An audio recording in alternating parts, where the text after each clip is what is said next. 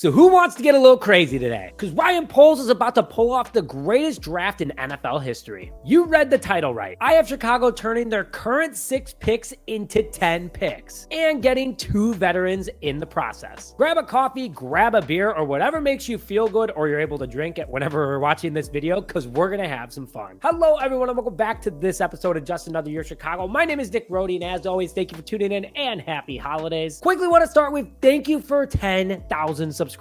I cannot thank you guys enough. I watched it happen live on the live tracker, and it was something that I just can't express the feeling. I'm sure I'll feel it eventually when I have kids or something along those lines, but this right now was the greatest thing that's ever happened in recent memory for me, and I can't thank you guys enough for your support. And to thank you guys, I'm giving away a very, very nice jersey. Make sure you stay tuned a little bit more in the episode how you can enter. But I have full faith in Ryan Poles and company of being able to pull off the greatest offseason in NFL and franchise history, as they are going to build around Justin Fields. Don't listen to Matt Eberflus a couple days ago on ESPN 1000 saying that he's not sure who's starting in 2024. Guess what, coach? We don't even know if you're going to be here in 2024. So let's pump the brakes a little bit before you keep jabbing your mouth like that. But anyway, new news broke out earlier this week that Denver Broncos are benching Russell Wilson for the rest of the season. That changes the perspective, as Denver might be eyeing that #1 overall pick now to potentially get a new quarterback. Stay tuned for that. So the draft order for the Chicago Bears goes as follows. Number 1 via Carolina, number 8,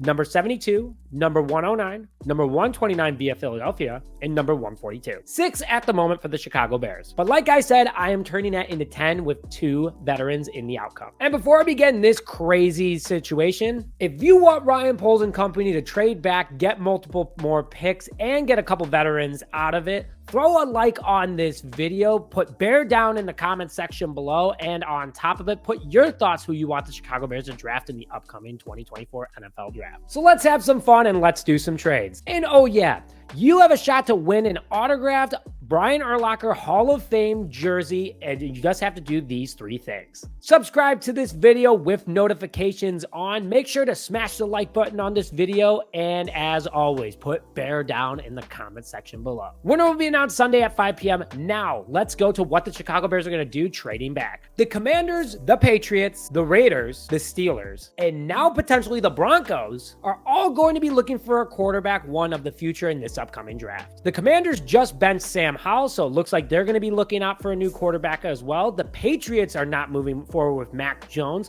The Raiders are going to need a quarterback no matter what. And then maybe the Steelers, who knows? The Jets have Aaron Rodgers, but he is 40 years old, so we don't know how long that's going to last. And the Broncos may try to shop Russell Wilson and then potentially try to get the #1 overall pick from the Chicago Bears, who knows? But out of that situation, 4 for sure teams are going to be calling. The farther away the guys are in the draft, the more they're going to have to give up, but I'm going to trade back a couple of times and hit on a little bit of everyone. So the first trade that I am doing in this upcoming draft is I am trading the #1 pick to the Washington Commanders, who sit at number 3, and I am receiving the number 3, the number 36, a 2025 first in defensive tackle Jonathan Allen. With Sam Howell being benched, it clearly gave the answer he is not the future for this team, and they're going to want to draft a quarterback. And if they're rebuilding, they're also not going to want Jonathan Allen's big old contract of $25 million plus on the roster. Who can take that for a young defensive veteran like him? Boom, the Chicago Bears. So after that, I have 7 picks in this upcoming draft. And in the second trade that I'm going to do on the day, I am going to get a bigger haul from the New England Patriots, the Raiders, or even the New York Jets. But this time, I'm going with the New England Patriots. I am sending the number 3 overall to New England, and I am receiving the number 4, the number 68, a 2025 second, and 2025 fifth. They're moving up 1 spot, but like I told you guys, teams are going to be sending hauls for this upcoming draft to get up and get the quarterback of the future that they want, and the Bears are not going to take it lightly. Still keeping us in the top 5, getting another pick this year and more picks next year. So now I'm at 8 picks, and I got 2 more trades I'm doing. So remember I said the Raiders, the Steelers, and the Jets might still be in the running? Well, I'm going to trade with one of them, and I'm going to send the number 4 along with veteran safety Eddie Jackson to the New York Jets, and I'm going to get the number 9, the number 73, a 2025 fifth, and a sign-in trade for safety Jordan Whitehead. I replaced Jackson with Whitehead with a younger faster safety that can fill in instantly, taking a massive contract off as well, being able to afford Whitehead not having too much of a cap hit, and also saving money. I now have another top 10 pick, another third, and I have 9 picks in this draft along with my second veteran. I know some of you guys are gonna go, there's no way the Jets are giving up that much. Yeah, they will, because they're moving up multiple spots, not just one. And to have the best they can get that can learn quickly from Aaron Rodgers, trust me, they're gonna do it. One more draft, and look at my phone's ringing. I'm hearing a call from Las Vegas. And I'm gonna send the Bears number 8 pick to the Las Vegas Raiders for number 13, number 44, and a 2025 third. There will still be a top quarterback at number 8. I'm telling you, a lot of other teams don't need quarterbacks, but they're gonna want to trade up and get the guy that they want. And also, that's just big for the Chicago Bears and not asking for too much, in my opinion, to move up multiple spots. So I still have 2 first-round picks. I have another second, totaling 10 picks in this draft. So after all that, I have number 9 via the Jets, number 13 via the Raiders, number 36 via the Patriots, number 44 via the Raiders, number 68 via the Jets, number 72, number 73 via the Jets, number 107, number 129 via the Eagles, and number 140. So I have 10 picks, 2 being in the first, 2 being in the second, 3 being in the third, 2 being in the fourth, and 1 in the fifth. And 2 established vets. Defensive tackle Jonathan Allen with 48 total tackles this year, 19 quarterback hits, and 5.5 sacks, answers that massive veteran need at defensive tackle. In safety, Jordan Whitehead, who has 6 pass deflections, 89 total tackles, and 4 interceptions for the Jets this year. A young guy that we won't have to pay as much as Jackson, and he solidifies the secondary. So let's go with who I would pick. At number 9, I am taking Romeo Odunze, wide receiver, Washington. The big body wide receiver that Chicago needs, standing at 6'3", 215 pounds, and runs a 4.3740. Great hands, great speed, and great vision. He had 81 receptions this year for Washington with over 1,400 receiving yards, averaging 17.6 yards per catch with 13 receiving touchdowns. He answers the need at big-bodied wide receiver, the wide receiver 2 to pair with DJ Moore, and reliable and doesn't have drops. At number 13, I have pounded the table for this guy before, and I'll do it again, and I am taking Chop Robinson, edge out of Penn State. At 6'3", 250, he runs a 4.640, fast off the snap, high motor, great tackler, and fantastic at getting to the backfield. 15 total tackles, 8 being for loss, 4 sacks, 1 pass deflection, 1 fumble recovery, and 2 forced fumbles in just 8 games with Penn State this year. He fills in that need at the other edge position, can learn from Montez Sweat, and is a backfield pressure that Chicago needs. At pick number 36, I want to get one more crazy defensive tackle for this unit to be with Billings, Allen, Dexter Sr., and Pickens, and I am taking T'Vondre Sweat, defensive tackle, Texas. They're saying he's a late first, early second, and I'm praying he lands in that early second. 6'4", 362 pounds, and runs a 5.05 40 time. The dude is a one-man wrecking crew. 42 total tackles, 8 tackles for loss, 2 sacks, and 4 pass deflections for a defensive tackle is absolutely insane. He fills in the need of completing an absolutely insane rotation at defensive line for the Chicago Bears. He's also a run stopper with being the #1 rushing defense. I mean, how much better can they get? They can get a lot better with this guy. And then he's a backfield wrecker. At number 43, I am addressing center, and I've pounded the table in every single mock draft for this guy, and I'm going to do it again, but Cedric Van Pran, center from Georgia. 6'4", 310 pounds, and runs a 5.29 40. This guy has elite pass blocking at the center position, top 5 in run blocking, and is not a penalty machine. He solidifies the interior line at center for years to come, being a young guy on a rookie contract, not costing a lot of money anyway.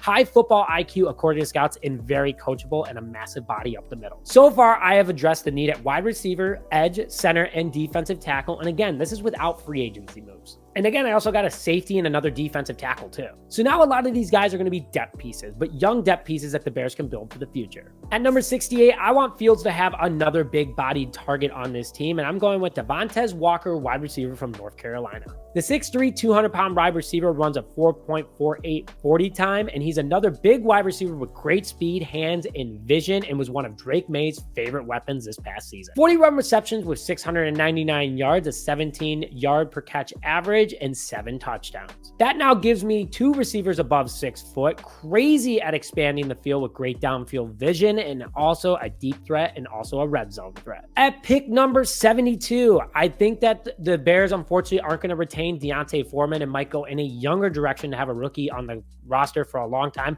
especially with Khalil Herbert being on the last year of his contract. And a projected 4th round pick, which I'm shocked he is, and I'm sure it's going to go up, but for now we're going to act like he is Audric Estime from Notre Dame. I don't want to lose out on the 5'11", 227-pound running back who runs a 4.48 40 time. A big, angry running back who is hard to take down and bulldozes over everybody, is also a strong pass blocker that the Chicago Bears need. Him and Rashawn Johnson would be fantastic, leaving Khalil Herbert to be the dynamic back that we need him to be instead of a blocker. This past season, with 1,341 rushing yards, a 6.4 yard per carry average, and 18 total rushing touchdowns. I don't see him going in the 4th, but guys, again, we're acting like he is going in the 4th. That's what scouts are saying he's going to go. At 73, I want to add some more depth to the offensive line, and I am taking Dominic Pooney from Kansas. A projected early 4th round pick, the 6'5", 315-pound offensive tackle runs a 5.340. A big man who's known for pancaking guys and being straight up nasty, is also a strong pass blocker and quick on the run. He's an athletic offensive swing tackle that we could use behind Braxton Jones, and who knows,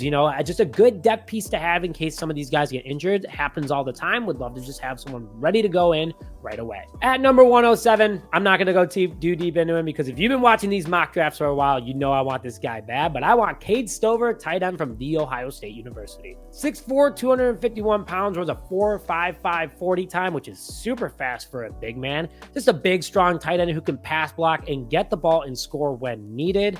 Strong hands, battles for yards, like him a lot, would be a great pairing with Kmet. At number 129, I'm going back to Ohio State University and back to the offensive line, and I'm taking Donovan Jackson, offensive guard. A 6'4", 320-pound guard, big dude who runs a 5.2 40, is a massive guard and great run blocker in the outside and on the inside. We need another guard with the injuries that we've seen this year with Nate Davis and Tevin Jenkins. He's reliable, doesn't miss a lot of games, and is just a big body up the middle. And finally, with my last pick number 140, because everyone wants a quarterback, and I'm going to take one just for you guys, but I'm taking quarterback Sam Hartman from Notre Dame, a projected 7th rounder. I don't make up the rules. You guys can put him wherever you guys want him to be. I'm just going off what the experts are saying. 6'1", 208 pounds, runs a 4.78 40 time, can be mobile when needed, but good arm strength and accuracy for the Fighting Irish this past year with 2,678 passing yards, 24 touchdowns, and 8 interceptions. Another quarterback on the roster, good and accurate arm, and a good player to be a strong backup to Justin Fields and Tyson Bagent. That's not even with free agency, and I'll do another free agency mock for you guys. I know you guys enjoy them, but